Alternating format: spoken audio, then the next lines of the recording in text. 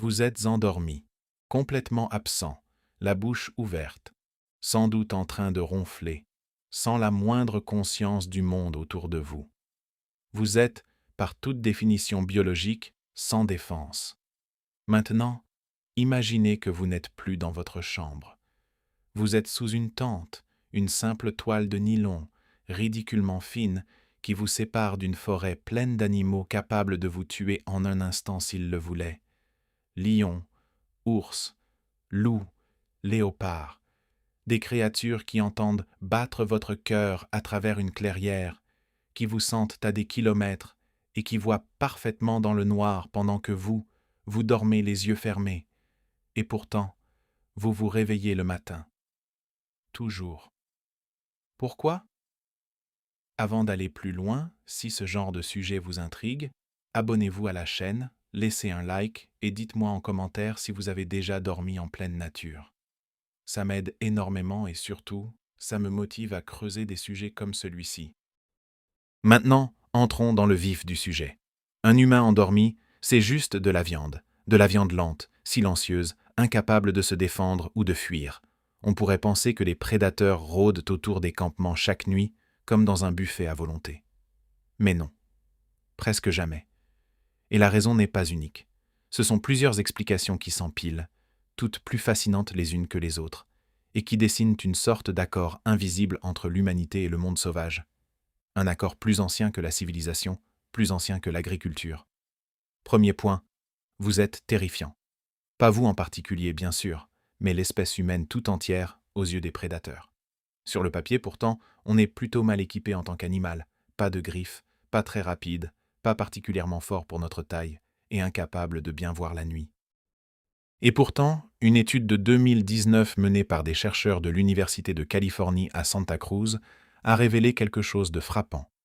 Ils ont diffusé des enregistrements de voix humaines, des gens qui parlent simplement, près de pumas dans les montagnes de Santa Cruz. Résultat, les pumas fuyaient, au même rythme que face à des aboiements de chiens, parfois même plus vite. Ce sont des animaux capables d'abattre un cerf adulte sans difficulté. Et ils ont entendu une conversation et ont détalé. Ce n'était pas un résultat isolé. La même étude a montré que des pumas abandonnaient une proie déjà tuée, en train d'être mangée simplement en entendant des voix humaines à proximité. D'un point de vue purement énergétique, c'est un choix coûteux. L'effort de la chasse est perdu. Et ils le font quand même, parce que l'inconfort d'être près des humains dépasse celui de la faim. Ce phénomène a été observé ailleurs aussi. Les lions du parc Kruger en Afrique réduisent leurs déplacements dans les zones à forte activité humaine. Les tigres en Inde évitent largement les villages, même situés en plein cœur de leur habitat naturel. Les jaguars d'Amazonie ont adapté leur trajet pour éviter les zones humaines. Ce ne sont pas des animaux physiquement incapables d'attaquer. Ce sont des animaux qui, à l'échelle de l'espèce, ont décidé au fil de milliers de générations que s'approcher de nous n'en valait pas la peine. Et la raison est brutale. Nous chassons les grands prédateurs depuis si longtemps et de manière si efficace que nous avons littéralement façonné leur génétique. Les humains chassent depuis environ 2 millions d'années. Nous avons fait disparaître les mammouths, les mégafaunes entières de certains continents, les paresseux géants, les tigres à dents de sabre. En Amérique du Nord, nous avons chassé les loups jusqu'à quasi-extinction, éliminé les pumas de toute la moitié et du continent. Nous avons tiré, piégé et empoisonné les prédateurs de façon si systématique que ceux qui survivent aujourd'hui descendent des individus les plus prudents. Ce n'est pas une image, c'est de la sélection naturelle pure. Les lions qui s'approchaient en trop des campements humains se faisaient tuer. Les loups, trop confiants aussi. Ceux qui gardèrent leur distance survivaient et transmettaient cette prudence à leur descendance.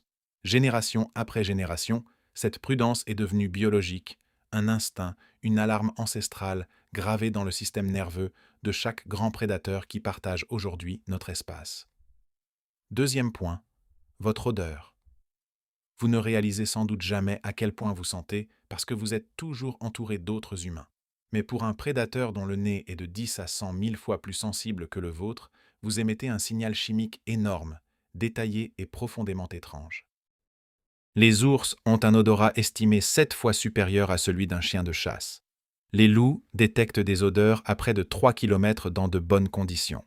Les grands félins possèdent un organe spécialisé, l'organe de Jacobson, qui leur permet littéralement de goûter l'air.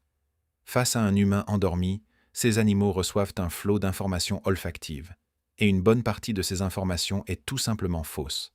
Vous sentez le nylon, le polyester, les produits chimiques de fabrication de vos vêtements. Vous sentez la nourriture transformée, le savon, le shampoing, la crème solaire, le répulsif à insectes, un cocktail de composés artificiels qui n'a aucun équivalent dans la nature. Sous tout cela, vous sentez le primate, ce qui est déjà quelque chose, mais ce n'est pas la bonne chose. Ni le cerf, ni le gnou, ni le lapin que ces prédateurs ont appris à reconnaître pendant des millions d'années. L'instinct de chasse d'un prédateur n'est pas générique, c'est un système finement calibré pour une proie précise. Vous ne correspondez à aucun schéma connu. Vous êtes une anomalie et une anomalie déclenche la prudence, pas l'agressivité. Troisième point, et c'est sans doute l'un des plus sous-estimés, l'effet du feu de camp. La peur du feu est quasi universelle chez les animaux terrestres. Ce n'est pas un comportement appris, c'est inné, ancestral. Les animaux qui craignaient le feu survivaient aux incendies naturels en fuyant. Ceux qui n'en avaient pas peur, non. Cette peur est si profondément ancrée que des animaux élevés en laboratoire, qui n'ont jamais vu de feu de leur vie, montrent un comportement d'évitement rien qu'à l'odeur de fumée. Les humains ont découvert le feu il y a environ 1 à 2 millions d'années, et depuis, dormir près d'un feu est presque devenu une norme. Ce n'était pas seulement pour la chaleur ou la cuisson. Un feu de camp envoie un signal dans l'obscurité qui dit « quelque chose de dangereux et de maîtrisé est ici ». Les prédateurs ont reçu ce message depuis si longtemps qu'ils déclenchent désormais un évitement automatique sans même avoir besoin d'être décodés. Quatrième point, et c'est peut-être le plus grand mythe sur les prédateurs, le cinéma les montre comme des machines à tuer imprudentes, prêtes à attaquer tout ce qui bouge. En réalité, les grands prédateurs sont extrêmement prudents, parce qu'ils n'ont pas le choix. Un lion n'a pas d'assurance maladie. Un loup n'a pas de jour de repos. Une blessure grave, une patte cassée, une morsure profonde peut signifier une mort lente par famine. Chaque décision d'engagement est donc un calcul de survie. La valeur calorique de la cible vaut-elle le risque de blessure? Cette proie est-elle assez familière pour prévoir son comportement? Un humain endormi échoue ce calcul sur plusieurs points. D'abord l'imprévisibilité. Un prédateur connaît par cœur le comportement d'un zèbre ou d'un gnou, mais pas celui d'un humain, qui pourrait se réveiller en criant, avoir des outils à proximité ou d'autres humains prêts à réagir. Ensuite, la taille. Debout, un humain paraît étonnamment grand et imposant, et la posture bipède elle-même agit comme un signal de menace, un peu comme un gorille ou un ours qui se dresse pour intimider. Et enfin, la question la plus simple. Pourquoi prendre ce risque alors qu'il y a presque toujours une proie plus simple, plus familière, disponible à proximité? Cinquième point, souvent oublié. Votre sommeil n'est pas aussi profond que vous le pensez. Le sommeil humain fonctionne par cycle, avec des phases profondes et des phases plus légères. Pendant ces phases légères, des chercheurs ont montré que le cerveau reste étonnamment réactif à l'environnement. Les sons inhabituels, contrairement aux sons familiers, ont plus de chances de percer jusqu'à la conscience. On appelle ça la fonction sentinelle du sommeil. Ce n'est pas un hasard. Les humains qui dormaient trop profondément dans notre histoire évolutive avaient plus de risques de ne jamais se réveiller. Ceux qui dormaient plus légèrement, capables de passer du sommeil à l'éveil total en quelques secondes, ont survécu et transmis ce trait. Vous vous sentez complètement vulnérable en dormant, mais vous faites tourner, sans le savoir, un système d'alerte assez sophistiqué. Sixième point, le facteur du groupe. Les humains campent rarement seuls. Nous voyageons et dormons en groupe, et ces groupes réagissent collectivement. Les prédateurs comprennent très bien la dynamique de groupe, car leurs proies naturelles aussi vivent en troupeau. Un gnou au centre du troupeau est bien plus en sécurité qu'un gnou isolé en périphérie. Les prédateurs cherchent la séparation, l'individu isolé, pas le groupe uni. Un campement humain endormi est un groupe. Et si un membre se réveille en faisant du bruit, il risque de réveiller tous les autres. Ce risque de confrontation collective et chaotique est exactement le genre de situation qu'un prédateur cherche à éviter. Bien sûr, soyons honnêtes, rien de tout cela ne vous rend invincible. Les attaques qui se produisent réellement suivent presque toujours un schéma bien précis. Un prédateur blessé qui ne peut plus chasser normalement, un prédateur affamé à cause de la destruction de son habitat, ou un animal ayant perdu sa méfiance naturelle à force de contact avec les humains, souvent à cause du nourrissage touristique. Les célèbres lions mangeurs d'hommes de Tsavo, au Kenya, en 1898, ont tué entre 35 et 135 ouvriers du chemin de fer en environ 9 mois. Mais ces deux lions étaient atypiques, sans crinière, et l'un souffrait de graves lésions dentaires, rendant la chasse normale beaucoup plus difficile. Le tigre de Champawat, responsable d'environ 436 morts en Inde et au Népal au début du XXe siècle, avait eu la mâchoire brisée par un coup de feu, incapable de chasser ses proies naturelles.